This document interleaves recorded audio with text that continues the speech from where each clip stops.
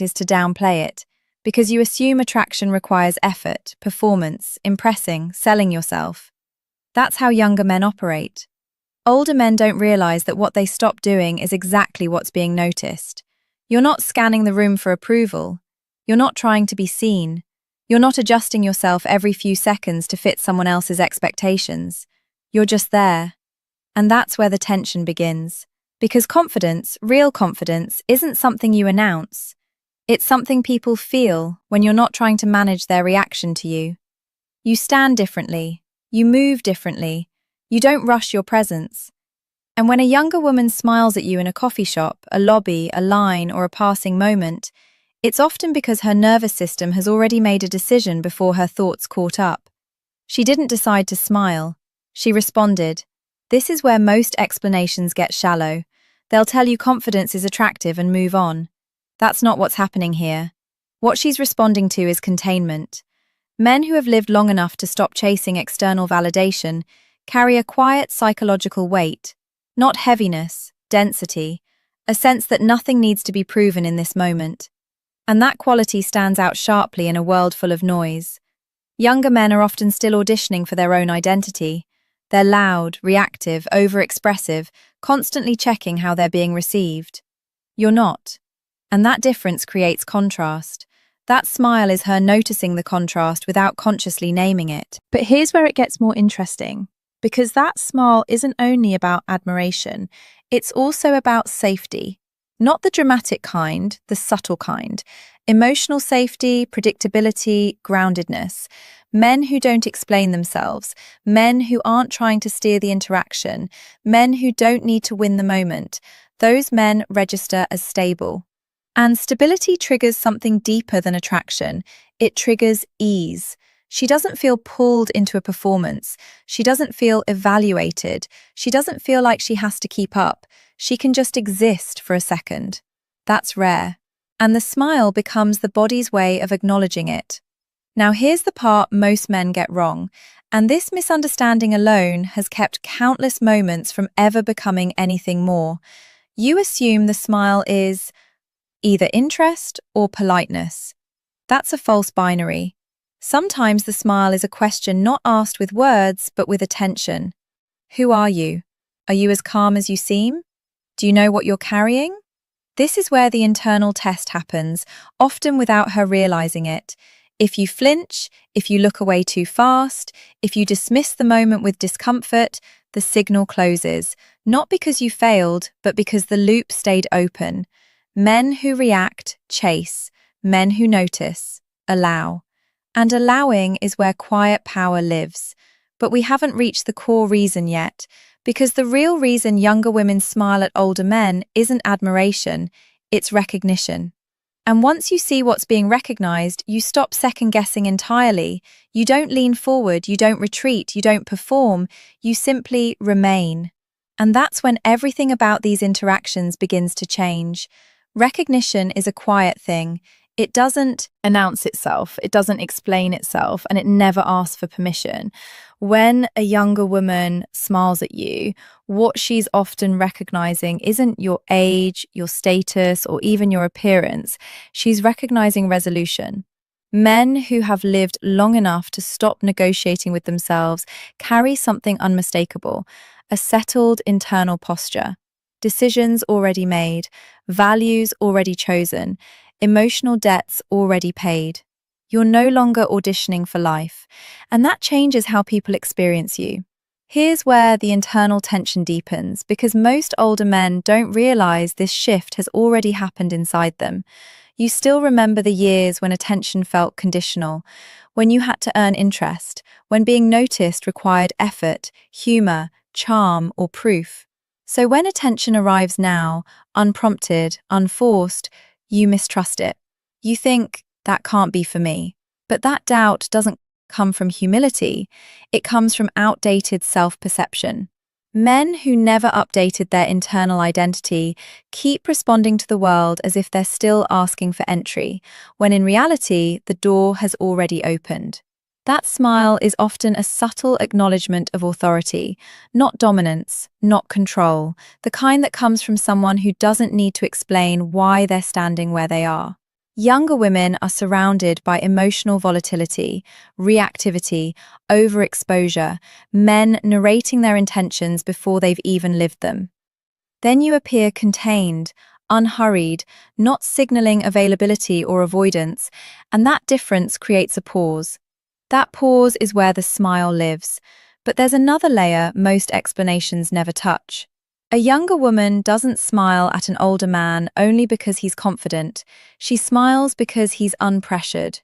There's no hunger in your eyes, no agenda in your posture, no urgency behind the interaction. You're not trying to extract anything from the moment. And psychologically, that's disarming. People who don't need something from you allow you to relax around them. They don't tighten the room. They don't shift the emotional temperature. They hold space. That's what she feels. And this is where many men unknowingly collapse the dynamic. They rush to define it. Was that interest? Should I act? Should I ignore it? But the moment was never asking for action. It was asking for presence. Men who notice patterns instead of chasing outcomes understand this instinctively. They don't move to close the loop immediately. They let it breathe. Because here's the psychological truth most people don't want to confront. Attraction often forms after safety, not before it. And safety isn't built through words, it's built through consistency of self. Now, let's talk about experience. Not the brag-worthy kind, but the internal kind. Younger men often live in anticipation. Older men live in recall. You've seen how things play out. You've watched patterns repeat. You've learned where effort is wasted and where it matters. That perspective softens your movements. It removes desperation from your decisions. And when a younger woman smiles at you, part of her curiosity isn't romantic, it's existential. How did he arrive here? What does he know that I don't yet? What does it feel like to be settled inside yourself?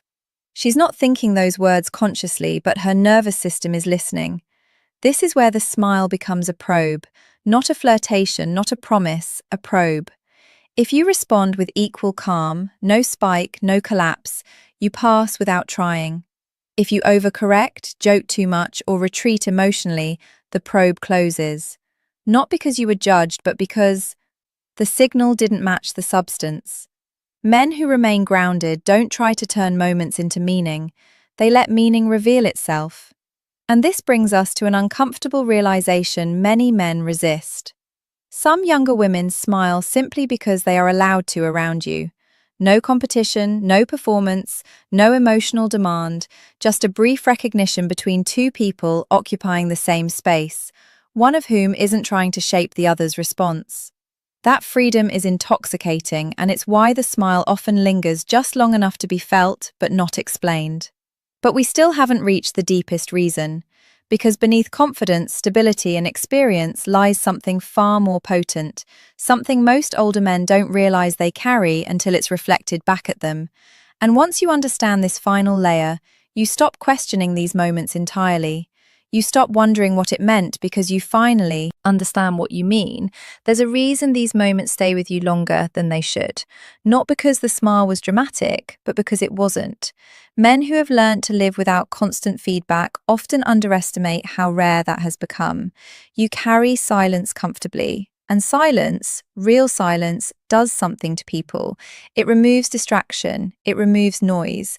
It removes the ability to hide behind performance. When a younger woman smiles at you, part of what she's responding to is the absence of chaos around you. You're not broadcasting insecurity. You're not narrating your value. You're not asking to be understood. You're already resolved. And resolution creates gravity. Here's the psychological shift most men never make, even when they feel it happening. That smile isn't inviting you to step forward. It's observing whether you need to. Men who stay silent when they could speak and speak only when necessary trigger a subtle recalibration in others. People start orienting themselves around you instead of pulling you into their frame. That's not dominance, that's orientation. And orientation is deeply attractive. But there's another layer here, one that's darker, quieter, and far more revealing.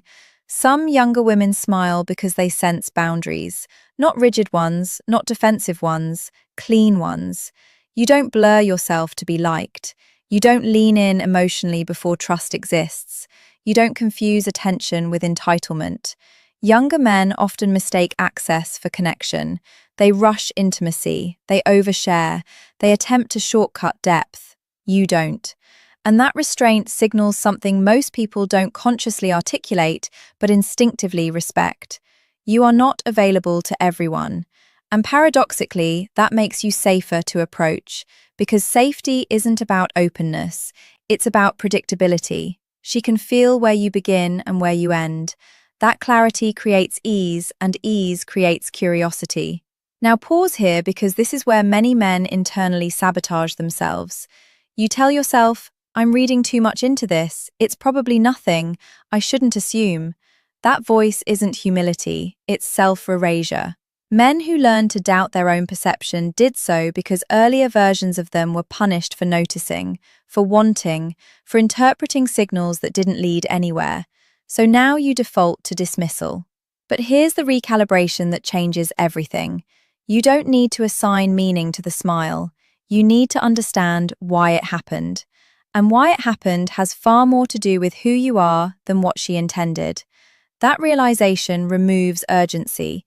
It also removes confusion, because once you understand that your presence itself is the stimulus, you stop hunting for confirmation. You stop scanning for permission. You stop shrinking the moment to protect yourself from disappointment. Men who notice patterns instead of chasing validation understand something subtle. Not every signal is an invitation. Some are acknowledgements. And acknowledgements don't require response. They require recognition. This is why the most composed reaction is often the simplest one. A return smile, unrushed eye contact, no escalation, no withdrawal, just mutual awareness. That's it. And here's the twist that reframes everything you've been taught. The men who experience this most consistently are not the ones trying to attract. They're the ones who stopped asking who's watching. Younger women smile because they sense self-possession, not arrogance, not indifference. Self-possession, the kind that comes from someone who knows where they stand even when no one is looking. And that quality doesn't announce itself, it's felt. This is why these interactions often happen in passing, in elevators, in waiting rooms, in moments with no context. There's no social script to hide behind, only presence. And presence tells the truth. But we still haven't addressed the final, most misunderstood reason, the one that makes older men uncomfortable to consider because it forces a reevaluation of everything they were told about desirability, age, and relevance. Because sometimes the smile is exactly what it looks like. Not curiosity, not testing, not politeness, attraction, not loud, not demanding, but real. And once you understand why that's possible without fantasy, without ego, you stop questioning your place in the world entirely. You move differently and people feel it before you ever speak. Here's the part most men avoid looking at directly because it contradicts what they were conditioned to believe. Sometimes the smile isn't symbolic, it isn't abstract, it isn't psychological curiosity dressed up as politeness. Sometimes a younger woman smiles at you because she finds you attractive, not hypothetically, not for your age, not as a compliment wrapped in distance, attractive, period. And the discomfort you feel when you hear that says more about old narratives than current reality. Men who internalize the idea that desirability peaks early often carry a quiet confusion later in life. They feel something has shifted, but they don't trust it. So they rationalize it away. They tell themselves attraction must follow youth, energy, novelty, visibility. But attraction doesn't follow timelines. It follows signal clarity. And age, when integrated rather than resisted, sharpens signals. Younger men often wear their desire openly. It leaks through their posture, their speech, their timing. They want to be chosen, so their behavior bends toward outcome. You don't. And that difference changes the entire dynamic. You're not asking to be evaluated. You're not auditioning. You're not trying to convert attention into validation. You're simply present. That alone shifts the power balance. But here's the deeper psychological truth most people never articulate. Attraction isn't about wanting to be seen. It's about wanting to feel oriented. And older men who have resolved their internal identity offer orientation without effort. You know who you are. Even if you don't announce it, you know what you tolerate and what you don't. You're not searching for meaning in the interaction, you already have it. That's why the smile feels different. It's not chasing, it's not testing, it's recognition of coherence. Now, let's address the detail most men underestimate: physical markers of age. Grey hair, slower movements, stillness often amplify psychological presence rather than diminish it. Why? Because stillness communicates certainty. People who are unsure move more, speak more, signal more. You don't.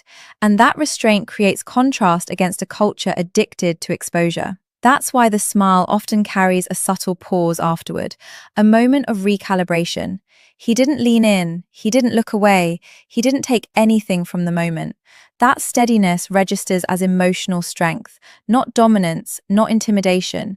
Strength and strength without demand is rare. Now, here's where many men misunderstand attraction and lose internal alignment. They think attraction requires escalation. It doesn't. Sometimes the most accurate response is non-action, because the smile already completed the exchange. She saw you, you saw her. Nothing needed to be claimed. Men who understand this don't rush meaning. They let moments exist without trying to own them. That's why they continue to be noticed, because they don't chase intensity, they carry depth. And depth doesn't announce itself. It waits.